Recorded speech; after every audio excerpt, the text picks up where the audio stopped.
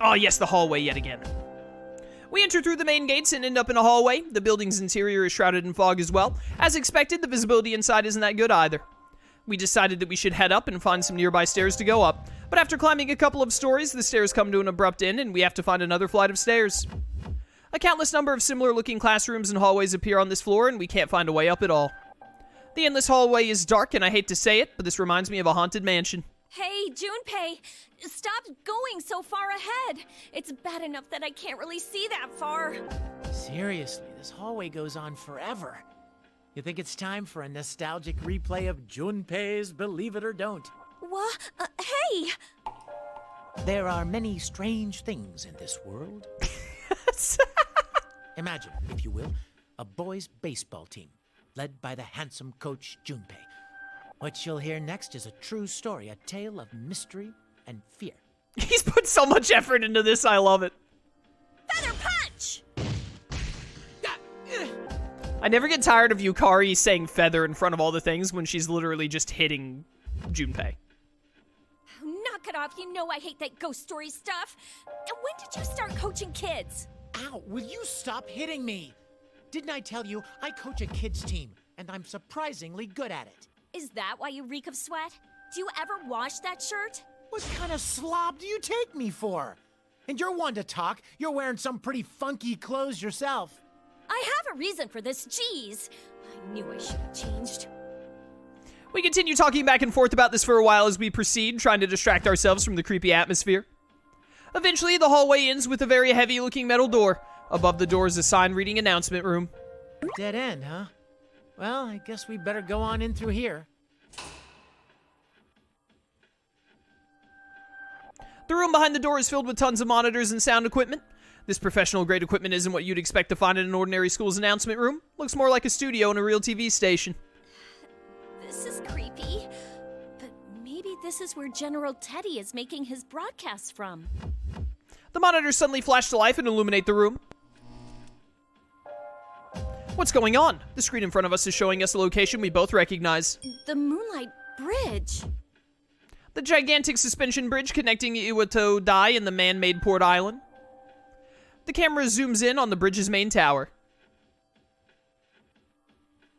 Another cross identical to the one Fuka had been bound to is on the screen. A figure in white is held on it, with her head drooping down. Yucatan, is that... I guess we have to save her! But how? Are we gonna head all the way back to Iwatodai? There's no reason to worry about things like that. After all, this place is your final destination. It's evil Akihiko! Aka-evil, or evil Hiko, depending on your mood. While our eyes are glued to Igus on the monitor, a familiar voice suddenly speaks out from behind us. We turn to see a person standing there with a red cape. Akihiko-senpai? No, that can't be right. Even I've started catching on to this. He shakes his fist as if to taunt us and wears an irritating smirk on his face. This is most likely another fake. Doesn't it bring back memories? You fought those artificial persona users on that bridge. It was a conflict of burning passion. There was one simple rule. Power decides all. Now, try and fulfill my innermost desire. Bring on the ring! As he shouts out, the red pillars appear again. We're up against a fake version of Akihiko-senpai this time, huh? Well, this is gonna be awkward. Hey, Yucatan. I know this is a fake Akihiko-san, but isn't that the kind of thing he's normally ranting about? Maybe, but this isn't the time to talk about stuff like that. We can't lose no matter who we're up against. Oh, are you on fire, Yucatan? All right, I'm getting pumped too. Let's go for a grand slam. We did Yukari last time, Junpei.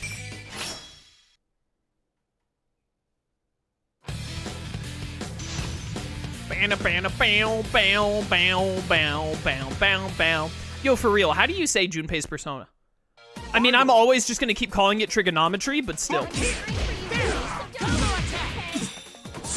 Yeah, you're being cheered for, Junpei. Don't lose. Behold the power of my bat! This is Junpei.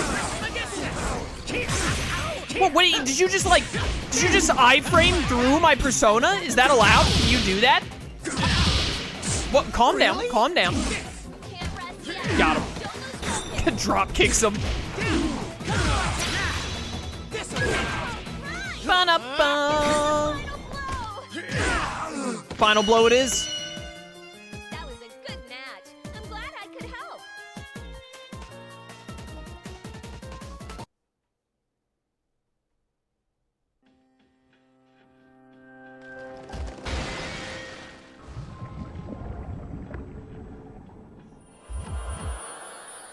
Whew. That was a really good copy of Akihiko-san, huh? What a fight! Junpei looks relieved as he watches the fake Akihiko-senpai melt, but something's bothering me. Why did the fake mention that we fought people using artificial personas on that bridge? Is it just coincidence?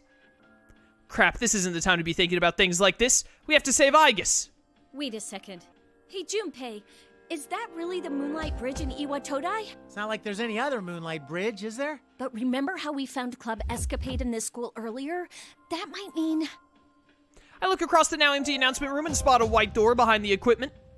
I look from it to the monitor, and it seems that the door here resembles the one at the bottom of the tower near Aigis' cross. Junpei, open that door! Huh? This?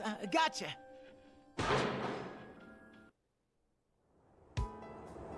Heartful cry! Bingo! It's just as I thought. Somehow this school is connected to the Moonlight Bridge. The wind is blowing normally, and I see the lights of the city in the distance, making it seem like we really are outside. But considering how absurd this entire situation with this Tartarus wannabe is, this is probably another crazy place created by the enemy. That aside, we're supposed to be in Inaba, but we keep running into places that have connections to ourselves. Even if they're all artificial constructions, there must be some reason why such a complicated trick is being pulled on us. I'll save you, Aigis. Yuka-tan, do me a favor and catch her. Got it. Persona!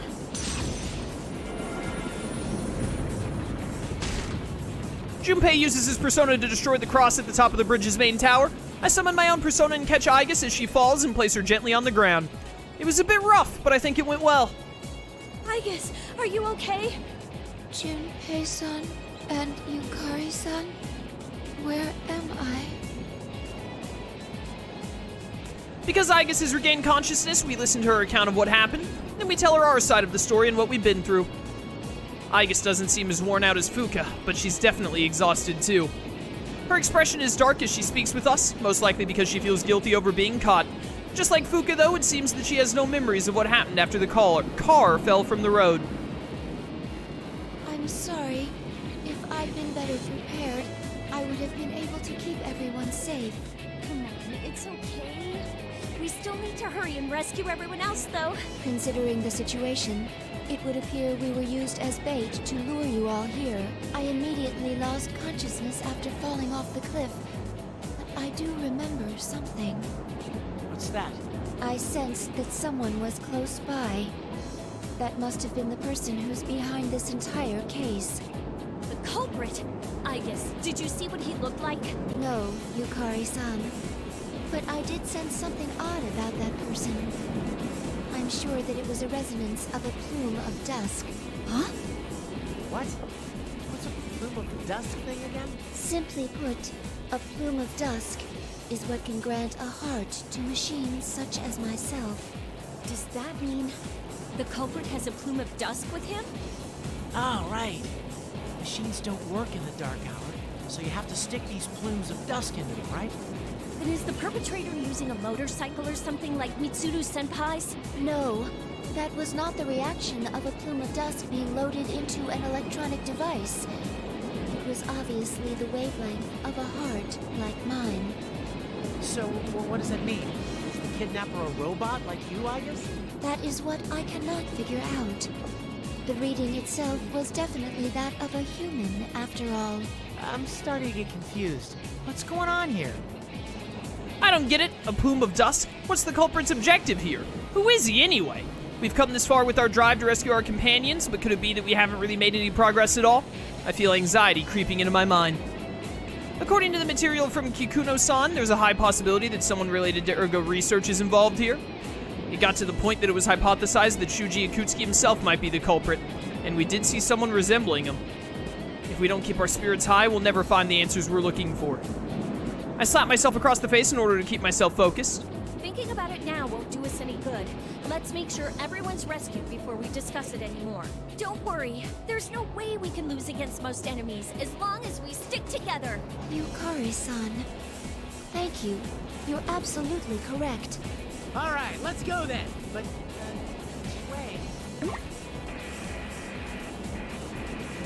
As usual, Junpei mumbles like an idiot and we sigh. Just after that, a familiar sensation runs through us and Fuka's voice echoes through our minds. This feeling, it's how Fuka communicates with us using her persona. You hear me? Yukari-chan, Junpei-kun, can you hear me? Fuka, are you okay now? Yukari-chan, thank goodness.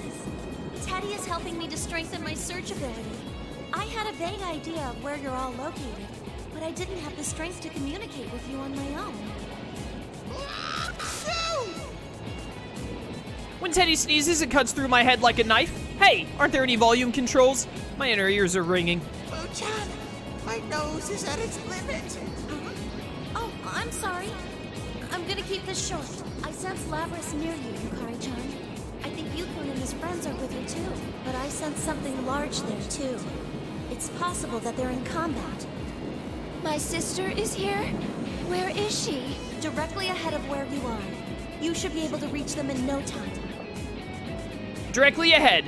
I look to the other end of the Moonlight Bridge and see another door there. That might lead us back into the school building. We'll head there immediately as well. Please be... I accidentally cut off Teddy yelling there, but I think it actually worked out better. The communication cuts off. Our heads are still ringing from Teddy's nasal explosiveness, but now's not the time to be bothered by such things. There's a door on the other side. That must be it. Okay, let's go. Will you be all right, Igus? My systems are not all at standard parameters, but they are steadily recovering. Said Junpei. We nod to one another and begin running across the Moonlight Bridge. Because the handrails and bridge girders are twisted oddly, the roadway is wavy as well, making it hard to make progress on. The fog is thinner out here than inside the building, and the green light of the moon casts our shadows on the ground. This kind of brings back a lot of memories, doesn't it? Kind of like reliving a page from our youth, isn't it? Don't be ridiculous. There's no way it would all fit on a single page. I agree. This place is deeply important to me.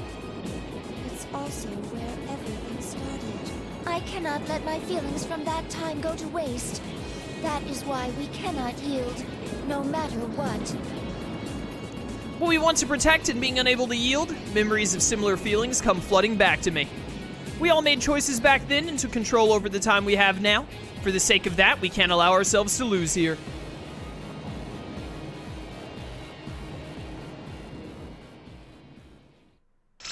Junpei running like Kuwabara from Yu Yu Hakusho. Yeah, man. They got some similarities. I can see it. All right, we're almost at 50 dang old % complete. Let's go. Gamer moments. Tartarus Tragedy.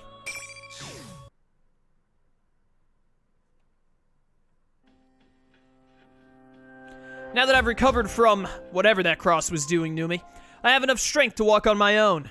Still, it seems that whatever wounds I suffered are greater than I thought. After we leave the music room, we climb up a flight of stairs and step into a covered passage. I don't know what the signs in this place mean, or even if they hold any meaning anymore now that the city has become distorted, but it would seem that something called the classroom building is up ahead. We proceed down a long hallway that appears to go on endlessly. I can't tell whether the haze I see is because of the strange fog or my own fuzzy consciousness. I'll be sure to return the favor with my fists. While I'd been on the cross, I'd been thinking the entire time. We were the core of the Shadow Operatives, but we'd all fallen into the enemy's hands so easily without any hope of escape. My own powerlessness frustrates me, but even then I kept calm. We still have comrades, Ken, Koromaru, and now our new member, Labras. They've grown so much, and were able to save me even after I had such a made such a colossal blunder. I can't read. Reading's hard. Is that gunfire I hear? The sounds ring out continuously as if a battle is taking place nearby. We run in the direction the sounds are coming from. What is this place? It doesn't feel like anywhere else. Gunfire has to mean Adachi, Aigis, or Naoto. I think they're the only three with guns. So either them or they're evil versions. There isn't an evil Adachi, or there shouldn't be. I don't think we fought an evil Naoto yet. We have not fought an evil Aigis yet, but I expect evil Aigis to be guarding Mitsuru. So, since we just saw where Aigis is, that probably means it's evil Naoto. Or I guess it could be actual Adachi. Sonata-san, this... Talk about having bad taste. Whoever's doing this really wants this to be the entrance to hell. This is the entrance hall to that tower, Tartarus. 3 years ago, we would gather here day after day to challenge the seemingly infinite labyrinth. We lost and gained so much here. A number of emotions flicker through my mind. Mitsuru-san! Oh, maybe it is evil Aigis then. Mitsuru is here instead of at the top of the tower. Labrys's voice echoes across the hall. I turn to look and see Mitsuru up on a cross in a corner of the room. Her head hangs low and she seems to be unconscious. That cross must be draining her power just like what happened to me. Mitsuru-san, we'll get you down at once! Look out! Evil Aigis. When we try to rush to her side, a barrage of bullets rakes across the floor, striking sparks in front of us. When this torrent of gunfire finally dies away, the air is filled with white smoke, quite unlike the red fog that drifts about the area. Yeah, if it's a torrent of gunfire, Adachi and Naoto have revolvers.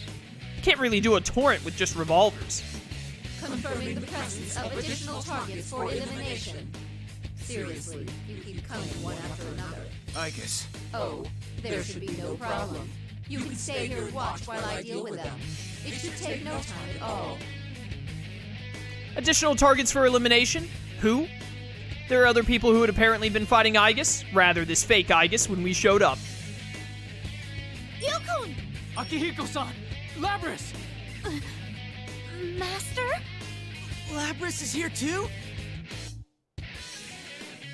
I immediately understand the situation. The rules of the fight here state that battles must be one-on-one, and I see those red pillars surrounding you, his friends, and the fake Aigis. Most likely, you had been fighting Aigis while protecting Yosuke and Chie, who were already exhausted. The battle itself is one-on-one, but there's no rule saying you can't attack your opponent's companions if they happen to be in the ring at the same time. And it looks like it's fair game to attack us as well. Seriously, these rules that are convenient only for the enemy are really getting on my nerves.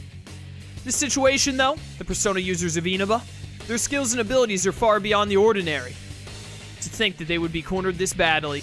What's going on? You did this, didn't you? As Labrys lashes out in confusion and anger, the shadow taking Aigis' form answers with a twisted smile. Of course I did, sister. I am a weapon. It is my mission to follow orders and eliminate all targets. Now, sister, why are you getting in my way? Get in your way? As you may have guessed, I am a duplicate of Aigis, but I am such an exact copy of her specifications that I may as well be the real thing. I will carry out my master's orders. I cannot comprehend why you, a fellow machine, are trying to prevent me from carrying out my task. You're a tool, just as I am, sister. Unfortunately, you were stolen in the previous battle. And now, we must be enemies. The Shadow Operatives control you, while I take my orders from my master. Isn't that the only real difference between us? That ain't true. I'm doing this to my own free will. Free will? Is that what you base your argument on? Our memories are nothing but data, ones and zeros in our minds. How can you prove that what you know is true? That your mind wasn't written over? A straightforward claim with the cold logic of a machine. This isn't good. Aigis is probably the closest person to Labrys. And, or just on my throat. And like this fake said, if we really wanted to use Labrys as a weapon, we could probably manipulate her memories to some extent. On top of that, there's no way to prove to Labrys that we've never done something like that to her. Man, what a move. Labrys' faith in us must be. Hey, Labrys! Sonata-san, let's leave this to her. I'm sure she'll be fine. Ken has his eyes fixed on Labrys, even as he calls out to me. I see. These guys have just met, but they've already formed a bond through whatever battles they've faced so far. They believe in one another. Sorry about that. You're right. I should trust in her.